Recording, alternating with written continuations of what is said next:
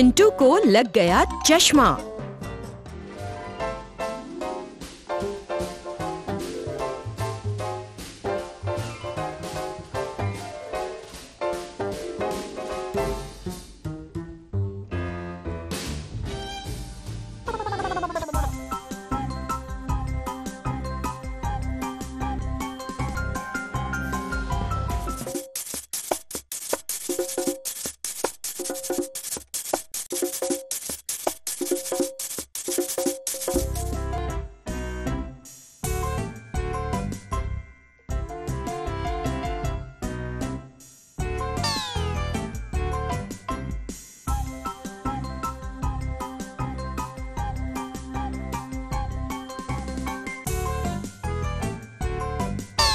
चिंटू झाला चष्मा बंद।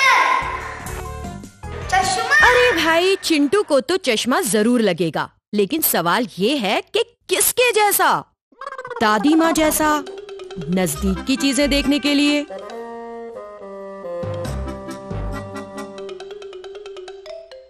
या दीदी जैसा, दूर की चीजें देखने के लिए, या फिर चाचा जैसा, नजदीक और दूर दोनों के लिए। आंखों का तिबी मुआयना करते वक्त डॉक्टर्स चार्ट पर लिखे हुरूफ या अल्फाबेट्स पढ़ने को कहते हैं।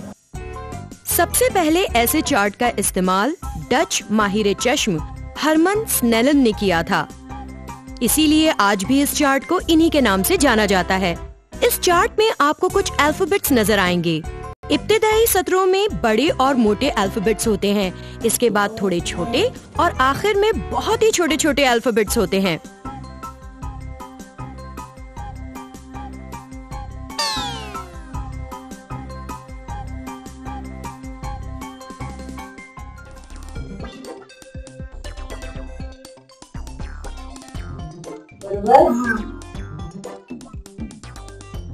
हम आंखों से देखते कैसे हैं, ये समझने के लिए आंखों से मुताल्लिक वीडियो देखें।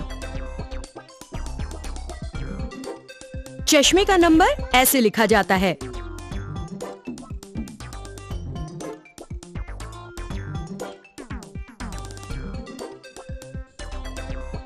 आखिरकार चिंटू को लग ही गया चश्मा। अगर पढ़ते वक्त आपको किताब आंखों के बहुत नजदीक लानी पड़ती हो, या बोर्ड पर लिखे हुए अल्फाज आपको धुंधले नजर आते हो, या आपको बार बार आंखें मलने की आदत हो, तो आपको डॉक्टर से रुजू होकर अपनी आंखों का तिबी मुआयना जरूर करवाना चाहिए।